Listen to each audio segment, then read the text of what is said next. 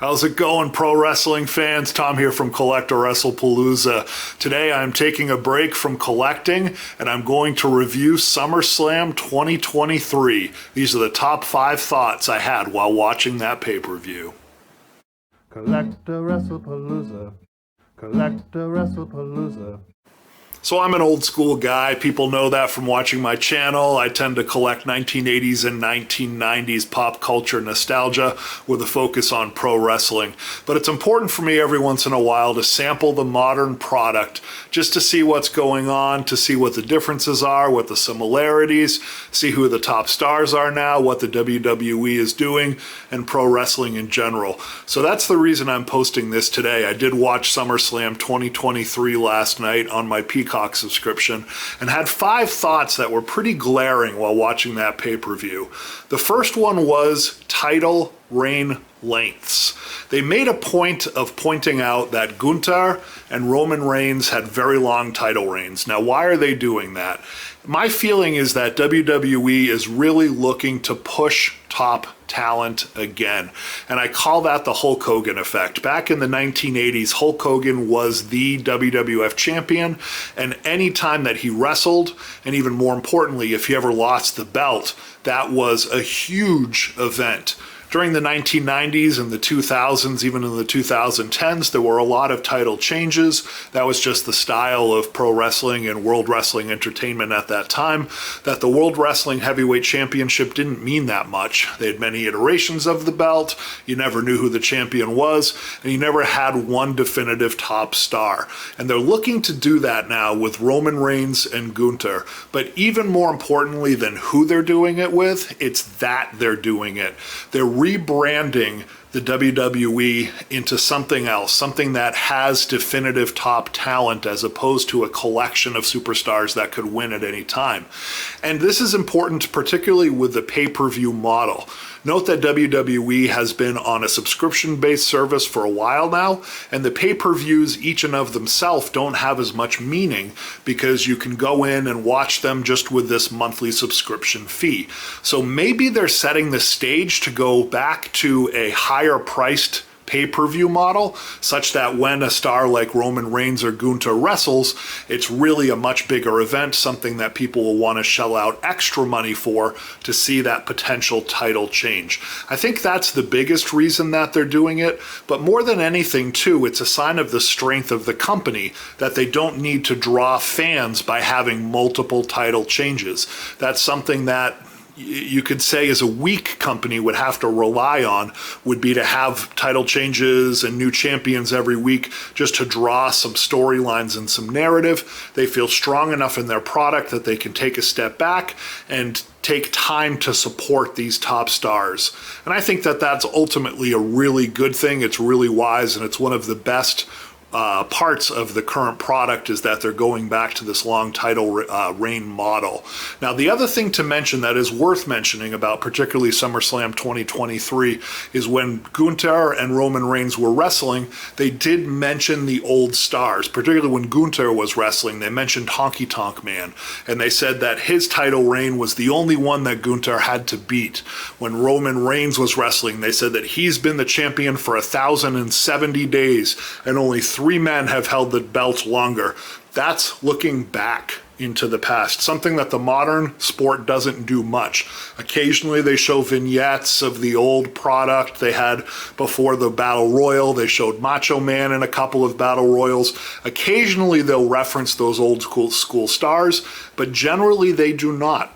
Generally they do not reference the old product, and in some ways it's them putting the end to this old product. They want to move forward, they want to distance themselves from it, and they don't want these old stars to be the only ones that had the long title reigns. They want to say the modern product is just as good. We have our Roman Reigns, we don't need Hulk Hogan.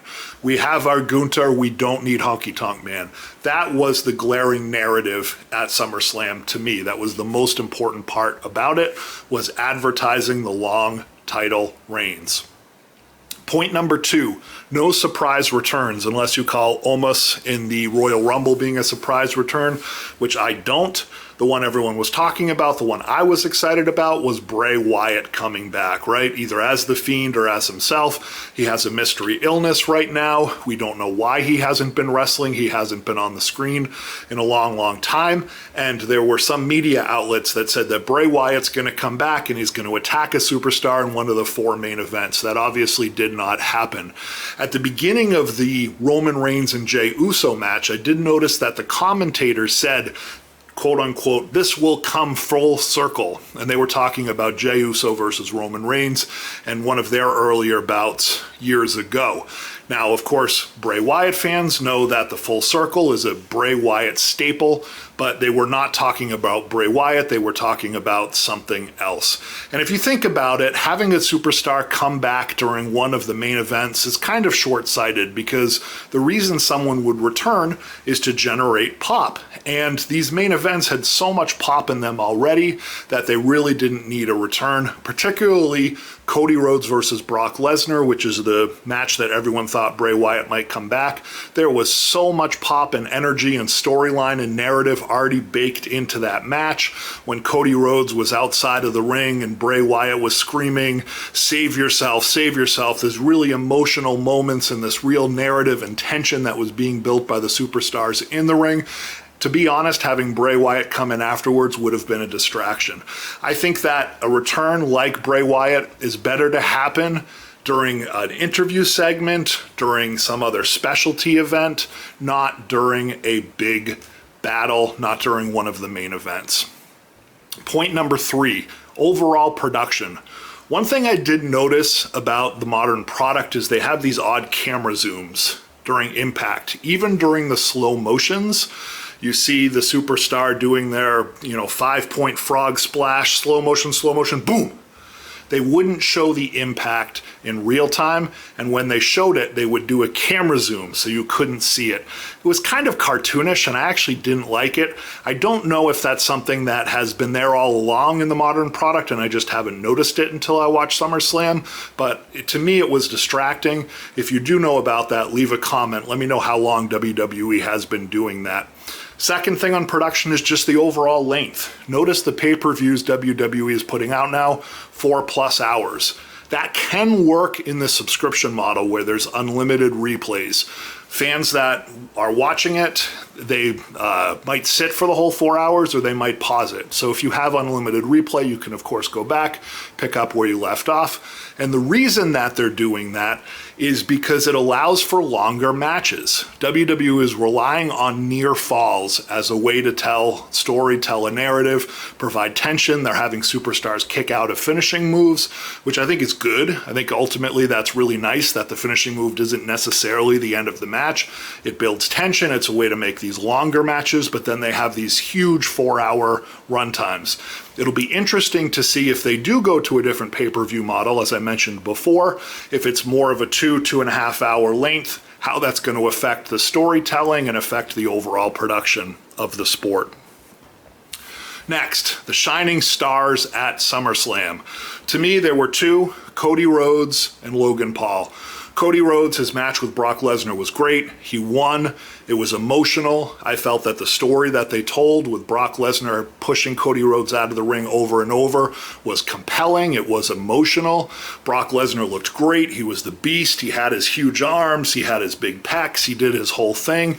He was just dominating Cody Rhodes, and Cody Rhodes came back and won, and a passing of the torch, and he was a compelling character. I just like the way that he moves around the ring. I like the way he looks. I like his facial expressions. I like the way that he tells a story. I think that it's far and above some of the phoniness that the other wrestlers have. Cody Rhodes has a real authenticity. Logan Paul, I just think, is a really interesting character. When he did his Hogan leg drop and did the poses in the ring, and just the way that he grimaces and moves around the ring and looks at the camera, just really bringing the sport to a new place, and I really like what he's doing. I felt like even though his match wasn't slick and clean, there were some mistakes, it wasn't the greatest match, I felt like he was a very compelling character. So I think those 2 in particular are people to watch into the future. I think that they are the future of the WWE, at least insofar as this event. Point number 5, LA Knight. Let's talk about LA Knight. Is this real? I don't think it is. I know there's a lot of buzz about LA Knight. I know people think that he's the future, he's the new Rock. I just don't find him to be super compelling. And he is drawing so much reaction from the crowd. He's definitely connecting to the crowd. He's connecting to the modern audience. Maybe there is something there. But this was supposed to be the LA Knight show with the Royal Rumble, him winning the Royal Rumble. One guy that really needed a push who got it. I think Bray Wyatt kind of boosted LA Knight, to be honest. And I feel like there is no staying power for that character. Time will tell. Let's see what happens into the future. And then the one bonus thought that people aren't talking about, goodbye Rhonda Rousey. I love Rhonda Rousey. I feel like she was a groundbreaker for women's professional wrestling, the same way that she was for UFC. I think she's done more to draw attention to that division, and I'm sad to see her go. It sounds like this is going to be her last match. It wasn't a great match. It was time for her to leave. Bittersweet. Goodbye, Rhonda. We love you. Thank you for watching this week. Those are 5 thoughts on WWE SummerSlam 2023.